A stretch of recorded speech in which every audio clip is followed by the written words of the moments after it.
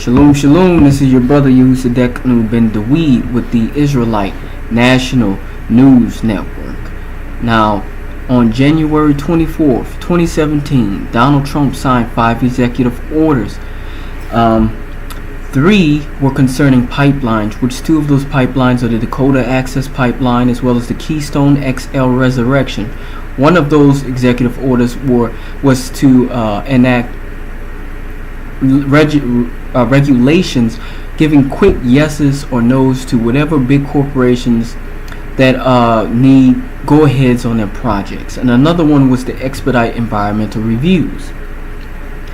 Now, this expediting of environmental reviews is quite interesting because before, it doesn't look like a lot of these people were really regulated properly anyway, but it seems as though people don't want any regulation, because this would basically just give somebody the go-ahead to say, hey, here's my offshoot company, or my company just verified that we're not going to harm the environment. We're telling you we're not going to harm the environment, and it's not going to harm people, and so it's not going to damage the soil or the water that people have to drink or the air. And so because we give it our stamp of approval, it's okay. And so that's a huge possibility for what this executive order could do. However, that needs to be verified more in the future, and to my knowledge, that seems to what is already being done, with a few being held back here and there. Like the Keystone XL was, in fact, it was you could say postponed, but look, it's being resurrected, and I think all of these people are in cahoots. So let's just be honest about it. It's not like the last president got rid of it and he saved the people. No, these people are all in the same group, the same club.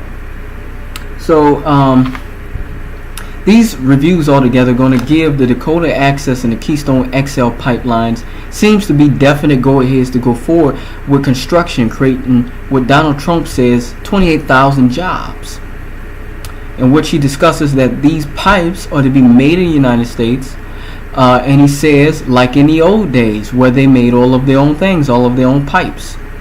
Now that quote is going to be quoted later on in this clip that I have to show you guys. Now, I gotta say 2 things about this. One, it's a good thing and it's a bad thing. Whenever anybody's talking about creating jobs, people have to take care of themselves. And I'm not going to talk evil about any authority unless Yah leads me to. Scripture says not to talk evil of, basically, to put it in layman's terms, people who are in positions of power and authority. So I'm going to say on one part that's a good thing. On another part that is not a good thing, because there are much greater implications than just creating jobs and building pipelines.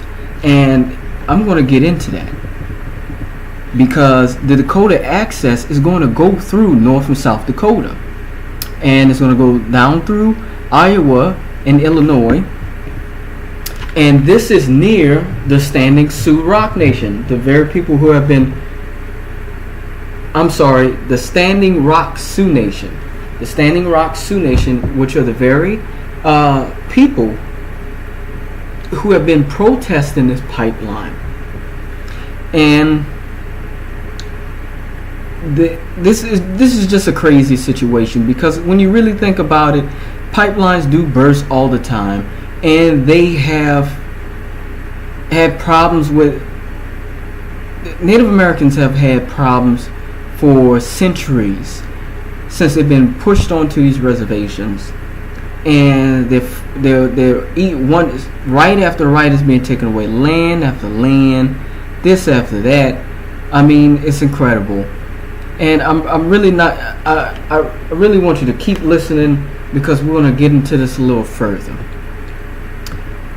because the Standing Rock Sioux Nation, they say that the pipeline is not going to cross the reservation, but it's still going to be environmentally damaging to their land and poison their water.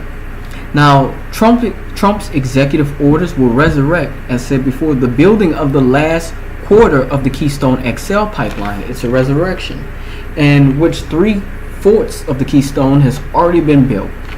In its proposed completion, the Keystone Pipeline will travel from the tar sands of Alberta, Canada, down to Iowa, then to a collection facility in Illinois, and down to the oil refineries in the Gulf. However, this new quarter looks like it's going to cut through the sand hills of Nebraska. Now take a look at this video.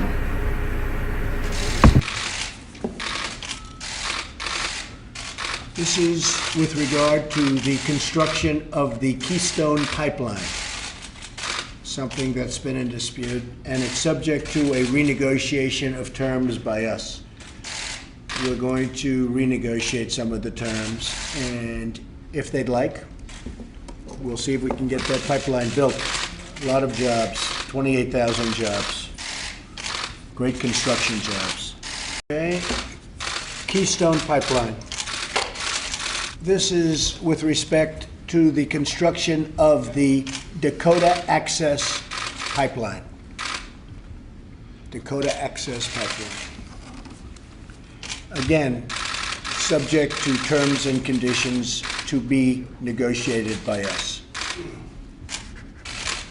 This is construction of pipelines in this country. We are, and I am, very insistent that if we're going to build pipelines in the United States, the pipe should be made in the United States. So unless there's difficulty with that, because companies are going to have to sort of gear up, much pipeline is bought from other countries. From now on, we're going to start making pipeline in the United States. We build it in the United States. We build the pipelines. We want to build the pipe. Got to put a lot of workers, a lot of steel workers back to work. This is about streamlining the incredibly cumbersome, long, horrible permitting process and reducing regulatory burdens for domestic manufacturing. Many of the people that we've been meeting with over the last long period of time, but yesterday and others, the process is so long and cumbersome that they give up before the end. Sometimes it takes many, many years, and we don't want that to happen. And if it's a no, we'll give them a quick no. And if it's a yes, it's like, let's start building.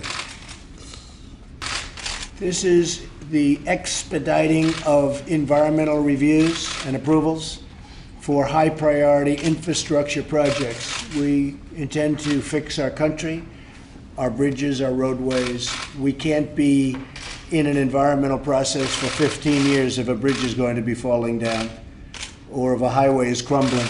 So we're expediting environmental reviews and approvals. That's what this is. Now, Donald Trump has appointed former governor of Texas, Rick Perry, as his Department of Energy secretary. And this is the same Rick Perry who was on the board of one of the 500 companies that Trump owns shares in. And that company is the Texas-based Energy Transfer Partners. Now, Donald Trump in 2015 owned between $500,000 and $1 million of the same company. And in his 2016 federal disclosure forms, that was the forms he had to disclose when he was running for president. They show purportedly that he still only owned between about $15,000 to $50,000 that year. That's a huge cut. But owning any is still a conflict of interest, and that is illegal.